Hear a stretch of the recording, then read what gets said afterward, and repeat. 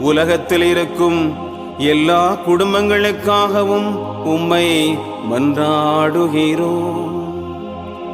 பலவீனர்களுக்கு பலமும், விருத்தாப்பியருக்கு ஊன்றுகோலும், விதவைகளுக்கு ஆதரவும், அனாதை பிள்ளைகளுக்கு தஞ்சமுமாயிருக்க தயை புரியும்.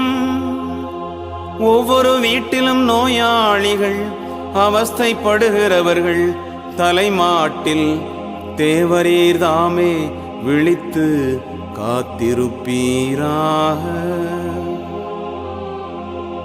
இயேசுவின் இரக்கமுள்ள திரு இருதயமே, சிறு பிள்ளைகளை நீர் எவ்வளவு பட்சத்தோடு நேசித்தீரே.